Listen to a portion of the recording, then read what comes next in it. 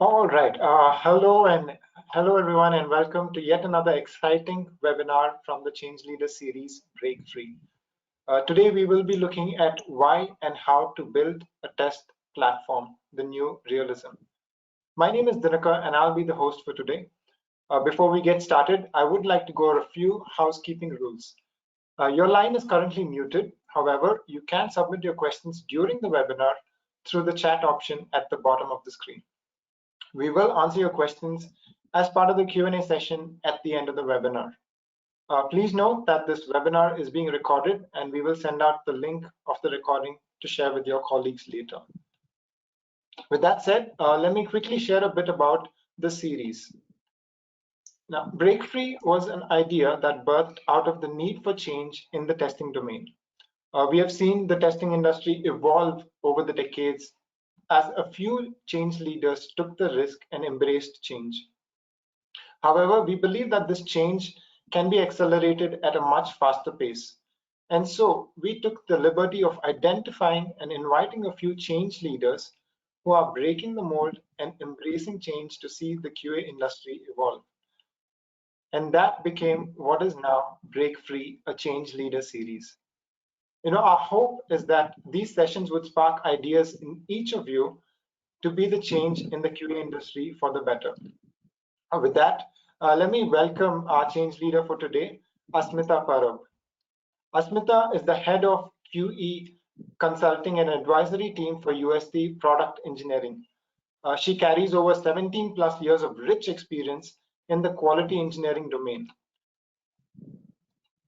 She believes in continuous learning and loves to build new capabilities to boost the quality and functionality of products for customers. She takes much pride in her team and enjoys collaborating and trading knowledge, perspective, and experiences that each one of her team members brings to the table. Apart from her day-to-day work at UST, she enjoys exploring her creative side and has a good hand at creating miniatures. Most of her weekends go into spending quality time with doing different crafts with her daughter. Now, without further ado, let me hand it over to our speaker, Asmita Parab. Thank you, Dinakar. Appreciate the introduction that you did, and also this entire initiative, especially this community initiative by pCloudy, and I'm glad to be contributing to it as well. So good afternoon, everyone, and happy Navratri, and thank you for joining this session with me here today. So my intention for today is to cover basically, why do we need test platform? What is a test platform? And how do we build a test platform? Also, via this test platform, how can we achieve the objectives like digital happiness, or being responsive to business, as well as having this all at speed for our customers, basically, right? We'll take a look at quickly at the holistic testing, as well as what does a test platform look like. I would definitely look forward to this session acting as a springboard for each one of you, so that you can have good enough takeaways, go back and discuss with your teams as well as organizations, and implement it as well. All right, so let's move on to the next slide. So with basically just to set the context, right? I'm sure in the recent times you must have definitely realized that acceleration in quality engineering is visible, right? We are transforming from being an independent function to being now an integral as well as an inclusive part of the entire software delivery team, right? And our responsibilities are beyond just testing these days or finding bugs. We are now in charge of enabling the entire team, right, to be to in order to achieve their quality objectives, bring in the best practices across the cycle, as well as bringing in the modern techniques to achieve the same, right? So in this talk, I would be covering what are the primary objectives of testing as perceived, especially by our stakeholders, so that we end up focusing on what really matters, right? So for this particular section, right, what I would do is I would be basing the entire context on the 13th edition of World Quality Report. Uh, let me, before I move on, right, I would just quickly like to take a pause and, hear from you. How many of you, have heard about World Quality Report or, consumed it? And feel free to, type it in the chat as well.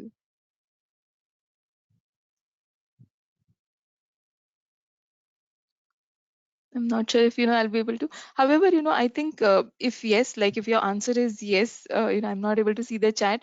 However, if your answer is yes, and I'm glad that we are as a community consuming this report.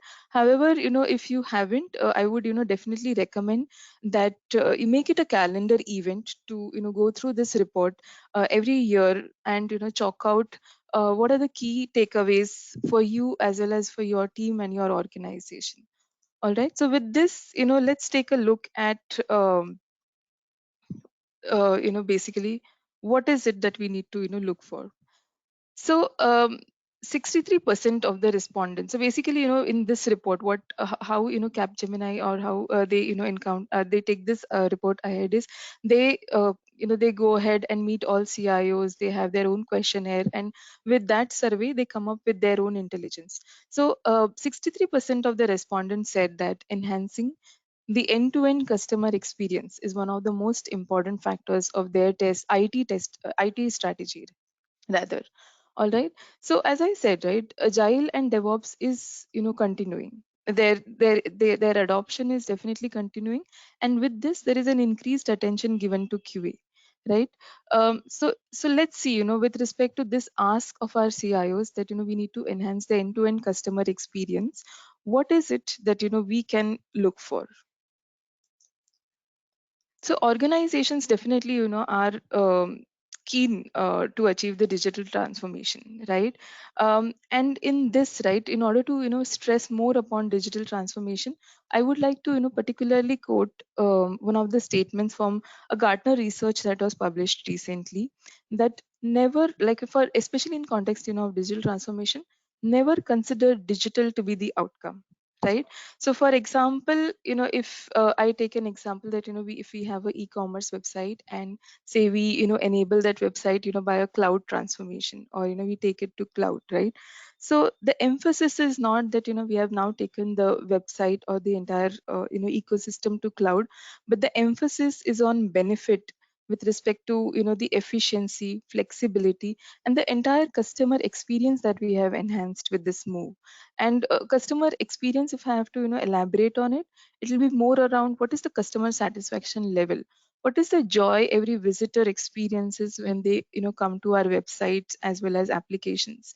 Because with so much of competition around, right, customer experience is the battlefield for all the brands, right?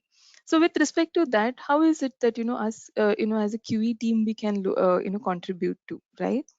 So a adherence to the functional requirements. So basically ensuring that what we are promising to our customers or what the domain demands.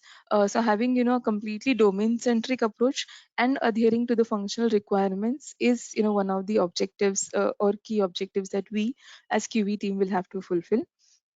We'll have to also test and assure an omni-channel experience. So if you just imagine these days, at times we shop from our mobiles. We then also continue, say, shopping from web over our laptops, etc., and we expect to continue from where we left, right? So ensuring an omni-channel experience and keeping that in mind when we test, right, is again going to be one of the key asks or a key consideration that we as a community will have to keep in mind. The third thing is usability, because adhering to functional requirements definitely is easy because there is a requirement written. All we'll have to do is understand the requirement and ensure the application is in line with it or not. However, usability is a lot beyond that, right? Usability is that what is it that the consumer expects, right? While adhering to the functionality, but what is the ease that the consumer expects, what is the journey that the consumer would be taking. So entire product side of it, And this is again, a good area of upskilling that we all as a QA community can have, that how we can think about usability, so that we can not only raise defects which are non-conforming to the functionality, but we can also raise suggestions and recommendations to make our applications better, right? And also from the, while these are more around the functionality and the functional side of it, from the non-functional side of it, how is it that we can focus on the end user performance, how our websites are loading, how is the entire, like are we are there any compliance needs by our applications, are we making our applications accessible as well as inclusive, can I have a specially able user of mine still use the application as seamlessly as any other customer, right? So how do we bring in the digital inclusion? So these are also some aspects that we as the QE community can look into. All right. So let's move on to the next requirement. So with respect to business assurance, right, 61% of the respondents said that being responsive to business demands is another important factor in their IT strategy, right? Whenever they are designing any product or any ecosystem, right? So with respect to this, right, what is it that we can look for in any application? So for example, if we, at times what happens is when we test our applications, we test for today, right? But what happens if tomorrow, like we see on there's this big festival, fashion festival going on, or if say come tomorrow Thanksgiving and there are sales coming on, so are we are we ready, or are we have, do we have applications which are ready to scale up, scale out? I mean, there are so many methods in which this can be designed, but how is it that are they on the go really scaling up? Also, what happens 1 year down the line? Is the design flexible enough to help us to take our applications ahead, right? So from that perspective, scalability is going to play a very crucial role, in order to from the future perspective. Similarly, one thing is about scaling. However, with respect to our products and applications, right, every second equates to revenue, right? It's there must be so many statistics that you all must have read that 1 second of downtime can cost the organizations a lot of money. So with respect to that, how resilient are our applications, how available are our applications, is something that we'll have to think about, ask questions, and also at the end of the day, test them. Security another is definitely, because while this is a part of customer experience as well, again from the business perspective or reputation perspective, the brand perspective, these are the security is again a key aspect.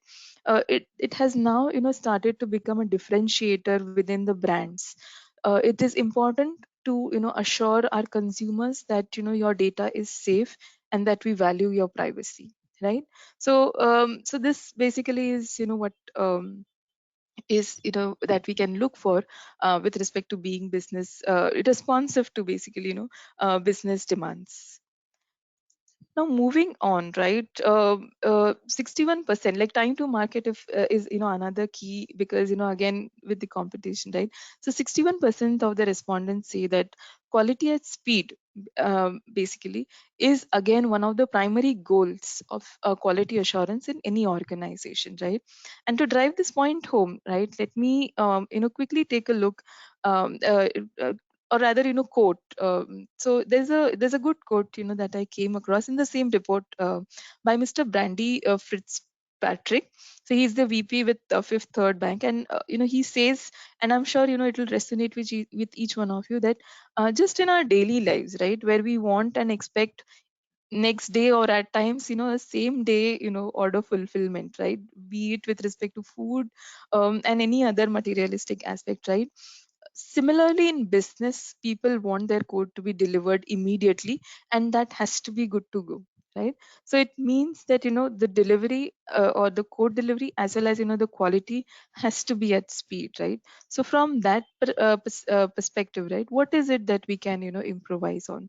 So we can definitely bring in process optimization, and by that this I'm not going to get into, say, the matrix and all. However, um, like what we test, right, rather than testing everything and anything, and at times at too atomic level, can we test what is valuable? We'll definitely have to bring in automation, because it's not possible that we have the entire DevOps pipeline but QE stays manual, right? So we'll have to definitely automate.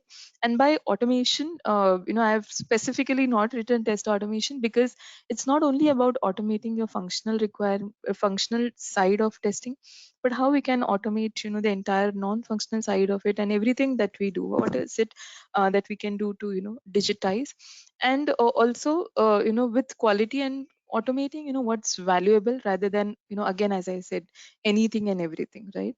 And definitely the industry is keen for automation, but what is also important is they would want, we can definitely take an intelligent approach as well, with the amount of data that we are churning out as a part of testing.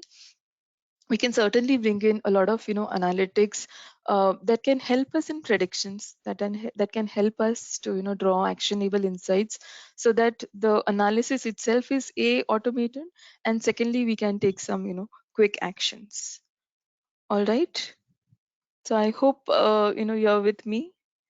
So, before I move on, right, to the next section where we discuss basically, that what is, a test platform, and how, brick by brick we can build it, I would like each one of you to, think over the significance of these numbers that I showcased, right? So we saw that, 63% of the respondents said about the customer experience. Similarly, 60% around said that, this being responsive to business demand. And over here also we see that 61% say that quality as speed is important.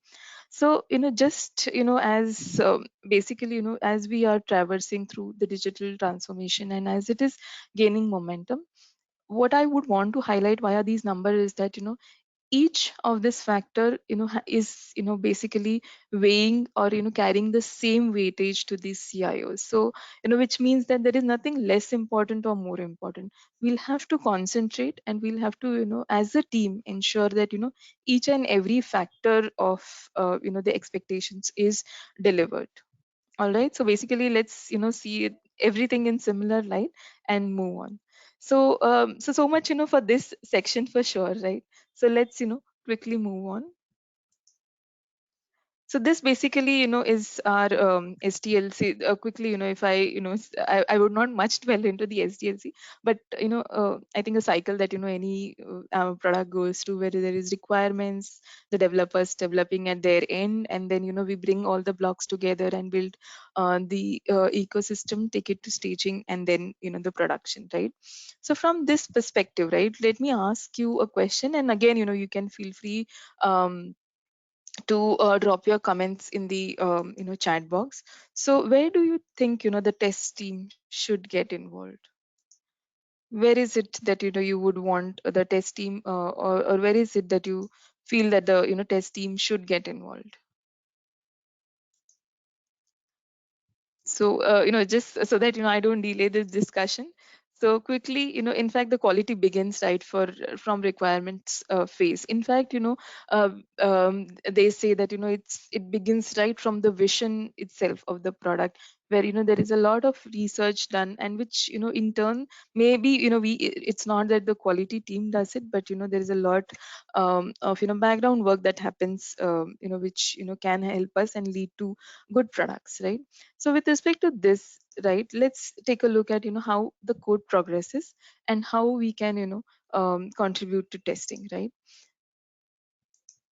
So while as the sprint moves on, or as the developers if I take a view of one sprint at a time, and as the developer works on his or her user story, right? So functional testing is inevitable, right? So we'll have to with taking each user story, if I take it as a brick, we'll have to ensure that we perform functional testing, because if I just correlate it with the context setting that we did, it directly equates to one of the important factors towards the customer experience, right? And if I have to cater to the third factor, which is quality at speed, that's where the test automation comes into picture, right? So let's delve into detail that if it is about test automation, then what are our key considerations? What is it that we have to keep in mind, uh, that it's not just you take Selenium, select a language and just run with it, right? There are a lot of consideration, a lot of designing that we'll have to do. So first of all, uh, one of the consideration and one of the key consideration, which is one of the foundation towards any test automation approach, is something that is, let's be technology agnostic, and rather than technology agnostic, let's cater to all technologies. Could also be an way to put forward this point. So with this, what I mean is, when you design your frameworks, have the flexibility while either selecting the tool or the library, or the basis of which your test automation is going to be. And let's ensure that we take a language agnostic approach. We can definitely build a framework in, say, a particular language, or be ready for tomorrow and build it in multiple languages, so that we talk in the language same as the developer, and the test automation adds to the value, right? One of the important pointers we saw when we were discussing customer experience was omni-channel assurance, right? That the experience, omni-channel experience would be seamless, right? So from that perspective as well, your test automation will have to cater to the API layer, the web layer, the mobile layer, and if at all if there is any thick client. So it has to be in a single project. These components have to talk to each other, so that when you design and automate end-to-end scenarios, these building blocks can talk to each other, and you can navigate via your application as well, via automation. All right, so let's ensure we have multilinguistic as well as multi-tier approach. Second thing is, one thing that I would like to highlight is, as the saying goes, right? Doing things right is what we are doing, but doing right things, sorry, is what we are doing. But we'll have to also do things right. So so that's where a right test automation strategy, and basically overall test strategy is going to play a key role, wherein it's going to be very important that, as I had mentioned, let's automate what is valuable. So what is it that we are automating? What is it, taking care of only today, or we are thinking ahead of the time, and accordingly designing the test scenarios? Are we considering the user experience or the journeys which the customer would or consumers would take, and accordingly designing our workflows is again going to be important, right?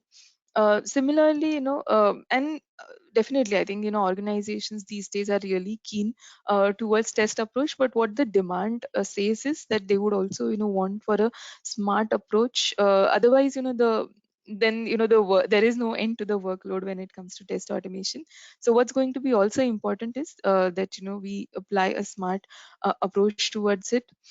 Test data definitely is going to play a crucial role in any test automation venture, because your automation has to be flexible enough to work on multiple environments. It has to be, you will have to design independent tests and self-sufficient tests.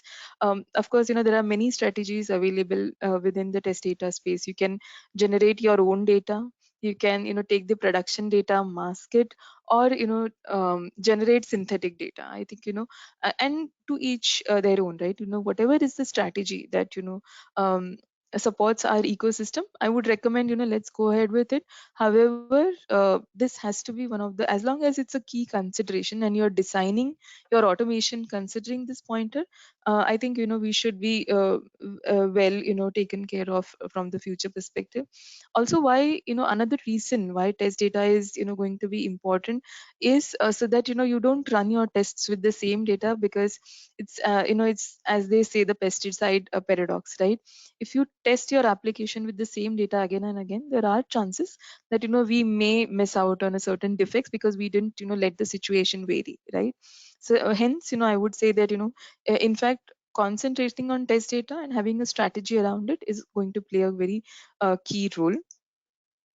As I said, right, analytics especially from actionable insights perspective is going to be the key, because as people are adopting test automation, they would also want it to become intelligent and comprehensive, right? So from here, whenever you execute test automation, right, there is so much of data that it gathers for each run that we perform, right? So what are the analytics, like, can I quickly, because I'm sure the estates out here would resonate with me that there's a lot of time that we spend on analyzing each and every report that we get, each and every result that we get, right?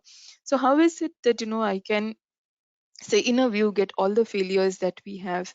How can we predict that quickly, from with respect to, is it my script that is an issue, or is this an application issue? Because these are the aspects where a lot of time manual intervention is needed, right? So how can we reduce on this? Again, as they say, right, if you don't leverage test automation, it'll be just your Porsche parked in the parking, right? So how do we so it's going to be very important that we not only automate but leverage our tests. So from that perspective, execution plays the key role. So you can definitely execute on cloud and leverage solutions like pCloudy, etc., on so that we can quickly execute on demand on whichever platform or browser or any other configuration that we want, and get our results. Similarly, for in-house, you can definitely leverage solutions such as Docker. You can design the containers that you want, or images that you want, and quickly spin up what the Docker images, and move on and execute, so that basically the intent is leveraging our scripts as much as possible. And also with respecting leveraging AI, right? So the report specifically mentioned, right, that the AI, as we say, is not in future. It is very much here and now, especially in the QE perspective as well. So how we can, and of course, it's maturing. So I'm not going to say that we are there, and so there's a lot of improvisations that still are in on the way and could be done. However, with whatever is available in the industry, right, let's start adopting it. So let's learn how we can say, for example, to begin with, have self healing in our test automation, so that the test coverage that we are assuring, how it can still be conserved. There are so many use cases within the entire or across QE as well, that are coming up, like say as simple as optimizing our regression suits, because as the time moves on, right, our regression suit keeps piling up. So how you can have smart methodologies applied, or smart techniques applied here, so that you can get a concise list of what is it that I need to test my application on, and take these quick decisions. And that's where definitely AI is going to help us. So while this is, about test automation and what considerations we need to take, let's move on and quickly check, So this is, a part of the, shift left side of it, right? So let's quickly take a look at, once, the code is ready and we have progressed, right, and start integrating the applications, what is it that, we'll have to take care of? So regression definitely, is a key, as we bring different blocks together made by different teams. It's very important that we keep in touch with the application and ensure that nothing has regressed, and we are moving ahead, and the functionalities that were working and are supposed to be working do not break, right? So regression, definitely, again, either via functional as well as from the test automation perspective, has to continue. Performance engineering mandatory, in fact, performance engineering has to shift left. So it has to begin when the developers start building the components. But if not, then at least in the integration perspective, it has to be one of the key aspects that we account for. So from that perspective, of course, there are so many tools available these days, open source solutions like JMeter, K6, or Locust, depending upon the ecosystem that we have, right? Depending upon the technology, the nature of the application, the domain, the user base that we cater to, right? There are going to be a lot of deciding factors that would lead us to choosing the tool. However, having the right approach is going to be the key, right? So a few pointers around performance engineering that I would like to highlight is basically, let's monitor that are we designing, developing, testing and monitoring for performance, right? And especially if we take a step back and take a quick look with this pandemic, right? um, we went on to say video conferencing, teleconsultation, online shopping more than the physical shopping, right? So with this we are in midst of a exponential surge in user base and people going online, right? So there has to be a way. Basically there is a way in which the businesses have changed their operating model, and hence we'll have to ensure that the change happens seamlessly, right? So we'll have to understand these growing needs, anticipate and basically learn. So from that perspective, I would like to highlight that are we designing for tomorrow, today and tomorrow? Similarly, from the development perspective, testing and the monitoring side of it, and we'll dwell more in into the details.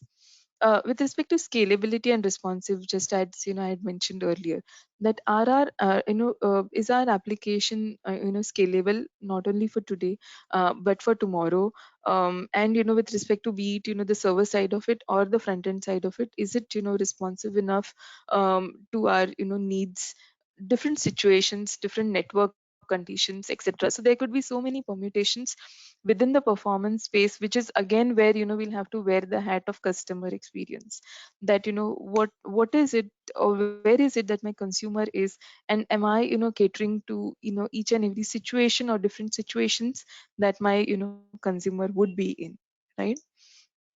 So while we are talking about this, which we might still be in the dev or the integration environment, performance engineering has a key role to play while in production as well, where from the production perspective, testing for basically high availability and resiliency is going to be the key, because this is where it's all about brand, our reputation, and in turn definitely the revenue as well, right? So from that perspective, this is called as shift right in testing, right? So, and with respect to the prompt delivery, that is the bottom line and expectations from each one of us, shift left and right is very much here, and something that we'll have to push going ahead for in order to cater to the speed aspect, right? So with this, with respect to this application continuous, rather continuous application performance monitoring is going to be the key. The reason why I'm bringing these points up is so that we can go back and question ourselves, our teams, as well as the ecosystem, that where is our application performance monitoring, are we actively doing it, what are the tools that are useful, and how we can again leverage AI in order to anticipate what are the issues that anticipate early, that what is it that can go wrong, is my CPU usage shooting up, or are there memory leaks, what is it that I need to cater to, so that I don't realize these issues after the downtime, but how I can prevent the downtime of my application, right? These analytics, especially when we gather on production, can help us in understanding the user behaviors as well. Where is it that the user journeys, or what are the frequent lanes that where there is frequent user journey taken, and how is it that we can either improvise it, are we having customers who end the cycle with us, or are they dropping, and if they are, how can we enhance the customer experience so that it goes better. So there are a lot of analytics that we can draw out of these metrics and tools as well. Similarly, chaos, so from resiliency perspective, right? So there are so many open source solutions available. So chaos engineering specifically is a solution brought to us by Netflix, but there are a lot of tools that have now emerged, be it enterprise or open source, with respect to assuring basically resiliency, or application, or making our applications resilient, right? So that again as we saw, the availability aspect is taken care of. So again there are a lot of tools that we can explore and add to our test pipeline basically. All right. So while these are the performance side of it, another as we go to staging, and this is where the entire application of product has come together. This is where we'll have to stress upon usability, because now we know we have a basically look of how the product is spanning together, how it is shaping up.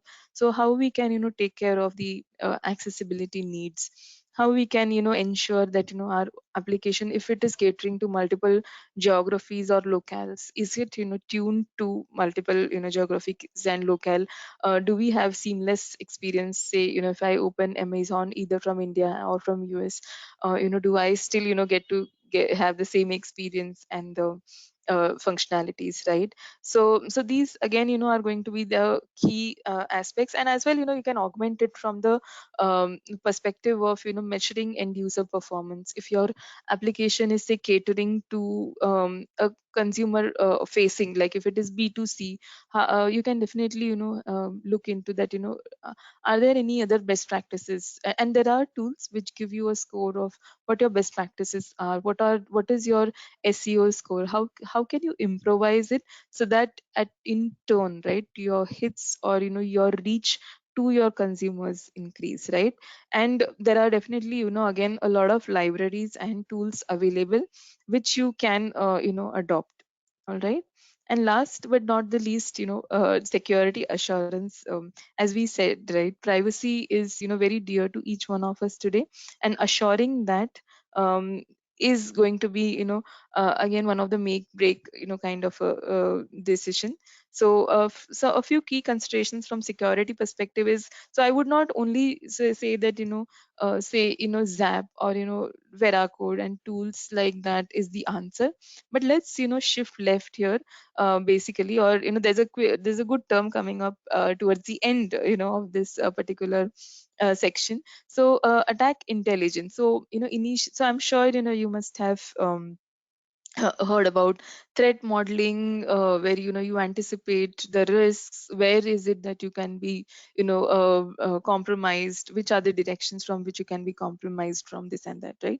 So there's this new concept of attack intelligence also that has come up, which is similar to threat modeling.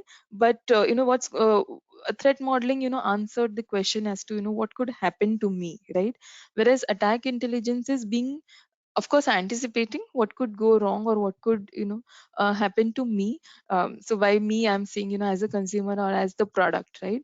But also what is happening to me. So not only ensuring that I've tested the, not only saying that I have tested for security, but being vigilant of our various layers, be it the application servers, networks, even devices, since we are getting so much into IoT, this, and how we can be vigilant of our entire ecosystem, and gauge that what is it that could happen, what is it that could be happening to me, and also what is it that is happening to the ecosystem similar to me, learn from them and come back and incorporate those security practices back home, right? So there is a lot of consideration again that and studies, tools, and the entire support system that is coming up from the security perspective as well. And definitely we'll have to be inquisitive about it and learn about it. um, Again, as a in pursuit to shift left, we can definitely ensure that we as a team, as well as our development team is aware of the secure, because these are like the preventive aspects that we can take care of, performing our static code analysis, as well as the dynamic analysis and testing. So I understand, say, probably secure code analysis or static code analysis, code reviews of our development code, this may be out of our purview. However, we could, as a QE team, be vigilant of that. Is my team following it? We can ask these questions to the development team and ensure that as a team we follow these practices. Dynamic analysis definitely would be in our code, where we perform the entire vulnerability assessment, check what the results are, weed out any false positives, and then from the high vulnerabilities or the threats that we find, how we can have a penetration testing done, and check what are our actual vulnerabilities, remedy them, and then the cycle continues. So again, security is not going to be a one time event. uh, by test automation, what I mean is how security could be tested via these tools, how it could be tied back to test automation, so that it's so that testing in smaller pieces but testing frequently, and that too for all aspects is taken care of, right? Be it with respect to functionality via test automation, or the non-functional requirement as good as security via automating the entire security flow, right?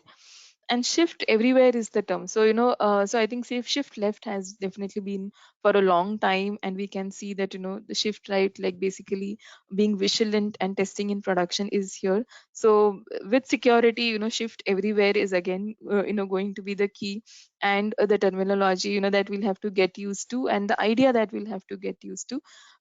Shift everywhere, test in chunks but continuously. All right. So these are the considerations that we'll have to take care from the security perspective, and ensure that we have them. So with respect to test platform, right now, let's see. So now that we saw the importance of each type of testing, when do we introduce, what are the features that we'll have to ensure that each one has. So for example, I may test usability, but can I have a tool based approach, which in turn can talk to the test automation framework or be driven by test automation framework?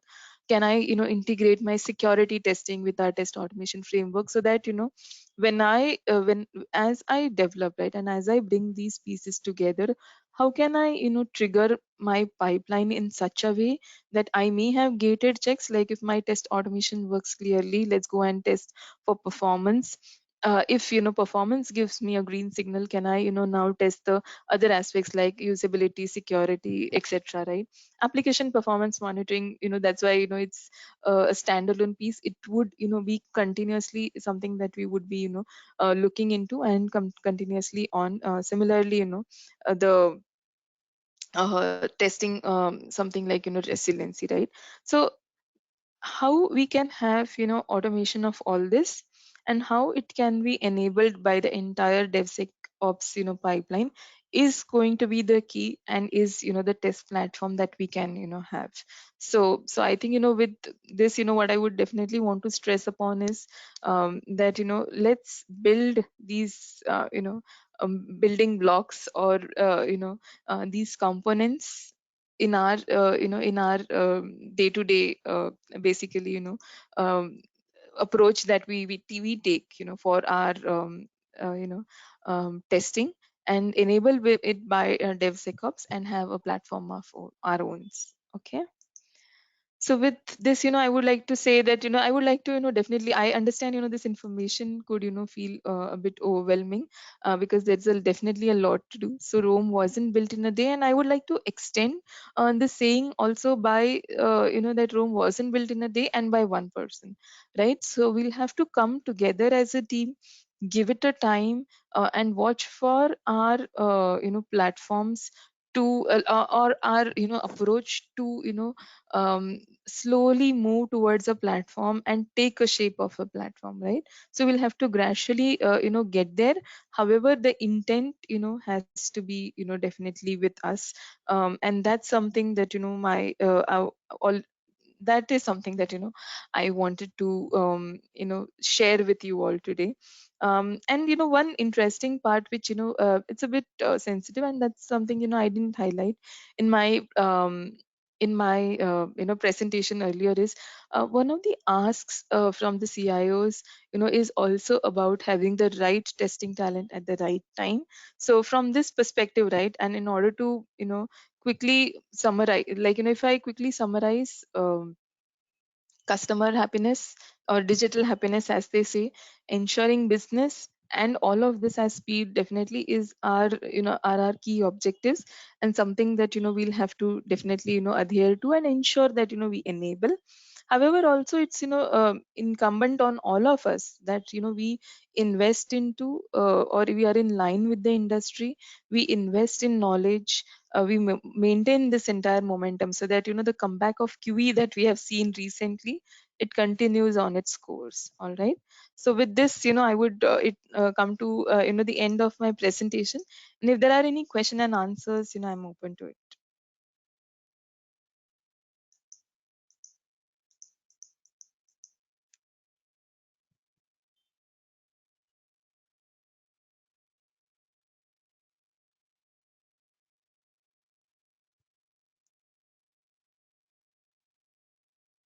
So Dinakar, are there any questions?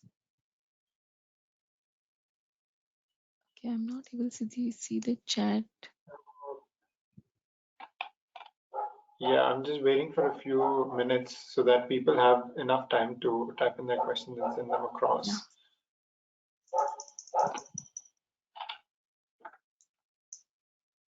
I'm unable to.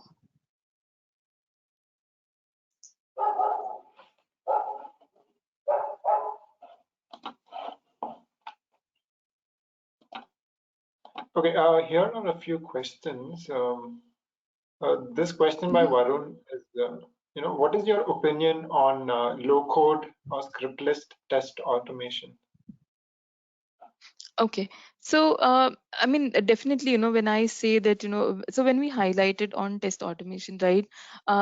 So, as the industry, I understand, where the industry is heading to. We are definitely, heading towards, adopting these low code and no code platforms. That's definitely, it's in, and, I'm a proponent of it. However, my only submission, to these solutions is that it has to be, I would like to quote from what I said, that it has to be done right, right? So although it's a scriptless solutions that we are adhering to, how we could still apply all automation principles, best practices that we have been using, right? In our traditional test automation frameworks, right? How we could still apply those and still apply that mindset is going to again play a very key role, Dinakar and Varun, I think. I hope I answered the question.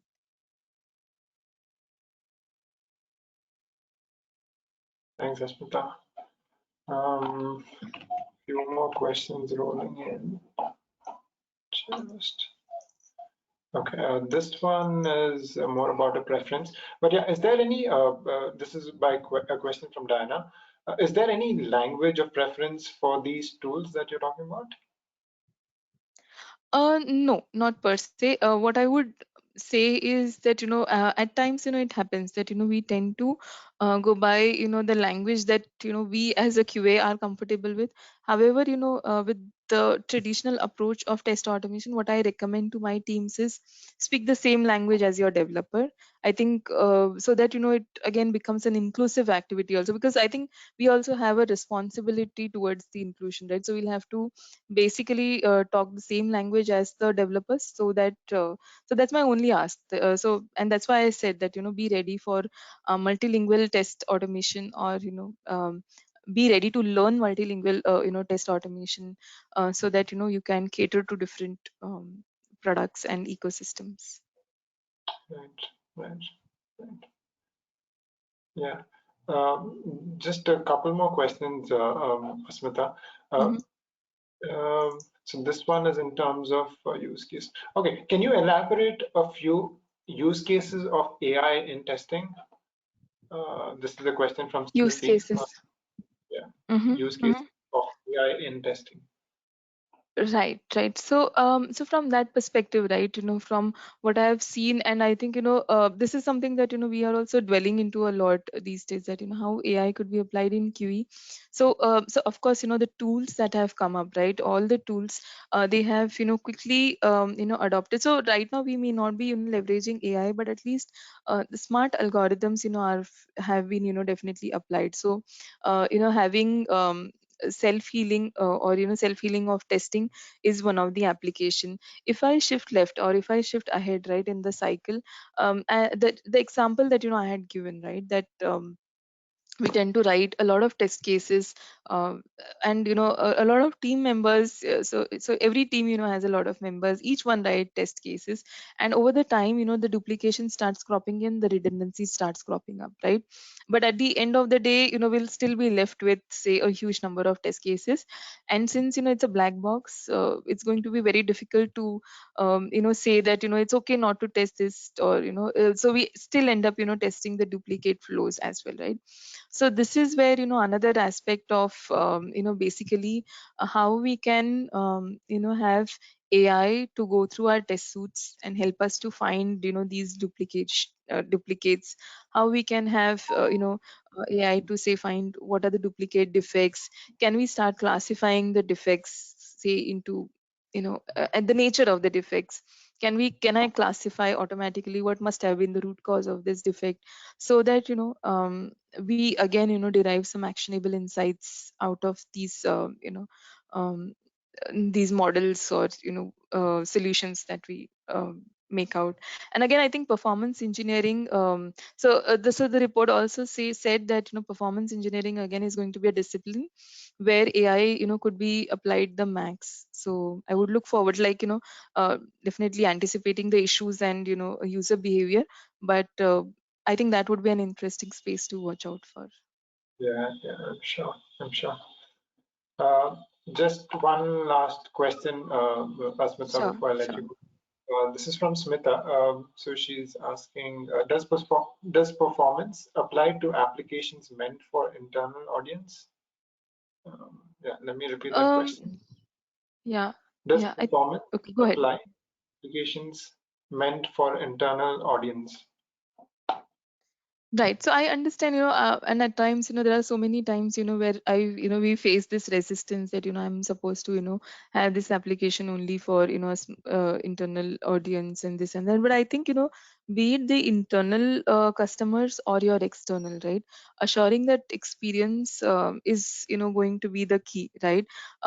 Because, even I'm sure, right, even if I'm developing something as simple as a HRMS, but unless, I give a good experience, it's not going to show to my associates or employees that I care for their time, and I care for their experience. So I think we'll still have to, maybe the intensity might differ, or so I might do it at a different or a later stage than, say, embedding it into each and every sprint. So I could regulate that, but not doing it at all is something that I would not encourage. And plus, as we saw, right, there are so many facets to performance. It's not only about how it handles load, but is it available, is it responsive, this and that. So there are many areas that we'll still have to go ahead and test. Right. Right. Well, thank you so much. I think there are a few questions rolling in, but in the interest of time, we'll kind of park those questions for a later time. But yeah, Sure. it was an honor listening to you, Smita, and we really want to thank you for sharing your valuable insights and picking up practical examples and real world scenarios. Your presentation has beautifully covered all these and given us some practical pointers that we can work on through your Sure. experiential knowledge. Yeah, it's truly an Sure, honor. sure. Thanks, Dinakar. Thank you so much. Yeah, Thanks, Dinakar. Thanks, pCloudy, and thanks to everyone. Thanks for joining us today. yeah, yeah. We also want to thank each one of our participants for joining us on the BreakFree series. We're sure Asmita's insights on holistic testing has sparked a few ideas that you can take back and start to implement in your organizations as well. Yeah, so thank you once again for being such a wonderful audience, and yeah, have a good day. Thank you. Thanks, everyone. Yeah, thank you.